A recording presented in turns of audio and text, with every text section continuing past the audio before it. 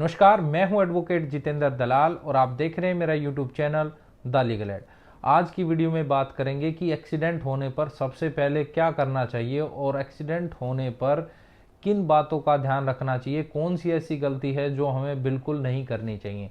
तो चलिए इसी टॉपिक पर वीडियो को शुरू करते हैं। इससे पहले अगर आप चैनल पर नए हैं या मेरी वीडियो को पहली बार देख रहे हैं तो मेरे चैनल को सब्सक्राइब करना ना भूलें। सब्सक्राइब करने पर आपको मेरी हर एक वीडियो की नोटिफिकेशन आपको सबसे पहले मिल जाएगी। तो चलिए वीडियो को शुरू करते हैं। देखिए, आज के समय में गाड़ी जो है, व्हीकल जो है, उनकी संख्या इतनी ज़्यादा बढ़ गई है जिसकी वजह से बहुत सारे एक्सीडेंट हो रहे हैं।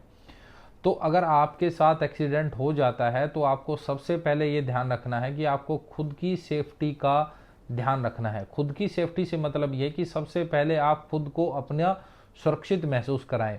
उसके लिए आपको शांत होना है और ध्यान रखना है कि आपको किसी भी प्रकार की कोई भी घबराहट नहीं करनी है। एक्सीडेंट जो तो होना था वो हो गया है। अपने आप को शांत रखें। शांत रखने के बाद ही आप पहले अपनी सेफ्टी का ध्यान रखें। जैसे ही आप खुद सेफ हैं, आपने देख लिया कि आप सेफ हैं, तो उसके बारे में जिसके साथ एक्सीडेंट हुआ है उसको देखें। अगर उसको किसी भी प्रकार से कोई चोट लगी है और उसको अगर वो गंभीर रूप से घायल है या उसको एम्बुलेंस सहायता या की ज़रूरत है तो आप एम्बुलेंस बुलाएं। एम्बुलेंस बुलाने के बाद आप पुलिस भी वहाँ पर बुलाएं। यहाँ पर आपको ध्यान रखना है कि एम्बुलेंस के लिए आपको 108 जो है डायल करना है और पुलिस के लिए 112 डायल करना है। यहाँ पर आपका काम ये सबसे इम्पोर्टेंट था कि अगर उस व्यक्ति को चोट लगी है तो एम्बुलेंस बुलाना भी आपका काम है।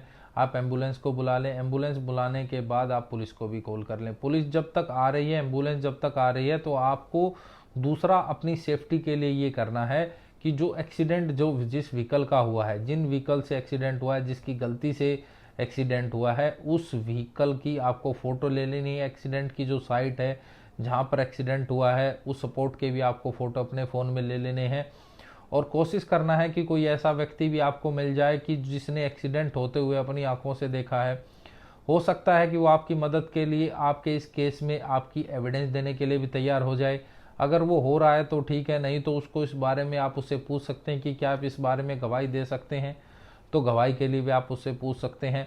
ये सब चीज़ें आपने जब ले ली हैं तो जब पुलिस आ चुकी होगी तो पुलिस आने के बाद जो आपको कुछ लीगल स्टेप्स का ध्यान रखना है। यहाँ पर जब पुलिस आ रही है तो आपको एक्सीडेंट अगर हो गया है और एक्सीडेंट में अगर आपको ये लगता है कि किसी व्यक्ति को गंभीर चोट लगी है और उस व्यक्ति की या ऐसा हुआ है कि उस व्यक्ति की डेथ हो गई है, तो वहाँ पर आपको एफआईआर ज़रूर दर्ज करानी है। या गंभीर चोट लगी है तो भी एफआईआर दर्ज करानी है, क्योंकि अगर एफआईआर दर्ज नहीं कराएंगे तो किसी भी प्रकार का एमएसीटी क्लेम नहीं मिलेगा। देखिए, जब भी कोई एक्सीडेंट होता है तो वहाँ पर क्या होता है, एक तो फौजदारी यानी क्रिमिनल केस चलता है ड्राइवर के ऊपर और साथ में जिसकी डेथ हुई है या जिस व्यक्ति को गंभीर चोट लगी है वो एमएसीटी क्लेम का केस डालता है, जिसके माध्यम से उसको क्लेम मिलता है। तो ये दो केसेस चलेंगे। जो एमएसीटी का केस होगा उसमें उसको पैसे मिलेंगे और जो क्रिमिनल केस है वो ड्राइवर के ऊपर चलेगा, यानी फौजदारी के केस के नाम से भी आप जानते हैं, वो भी चलेगा। तो यहाँ पर आपको एफआईआर कराना जरूरी है। यहाँ पर एक और बात का आपको ध्यान रखना है कि जो एफआईआर ये नहीं है कि आपने पुलिस को बुला लिया था और पुलिस मौके पर आ गई थी और फिर आप वहाँ से चले जाएं। आपको जो है पुलिस का मौके पर आना, वहाँ पर बयान लिखना, ज़रूरी नहीं है कि एफआईआर दर्ज गई हो सकता है उन्होंने जर्नल इंक्वायरी की हो। तो अगर आपको ये लगता है कि आगे एमएसीटी क्लेम की ज़रूरत पड़ेगी या आ सकती है इसकी नौबत, तो एफआईआर ज़रूर दर्ज कराएं। उस समय नहीं हुई है तो अगले दिन जाकर इस बारे में पता करें कि उस एक्सीडेंट के केस में एफआईआर दर्ज हुई है या नहीं हुई है।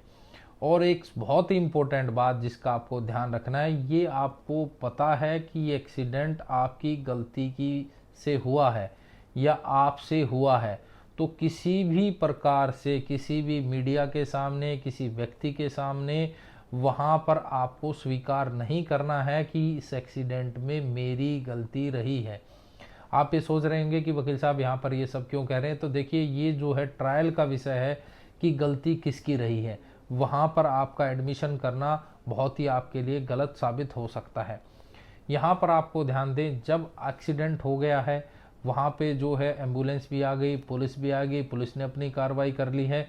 तो यहाँ पर आप एफआईआर, मोस्ट इम्पॉर्टेंट पार्ट है कि आप एफआईआर ज़रूर दर्ज कराएं, ताकि आपको किसी भी प्रकार के आगे चलकर कोई समस्या क्लेम लेने में ना आए।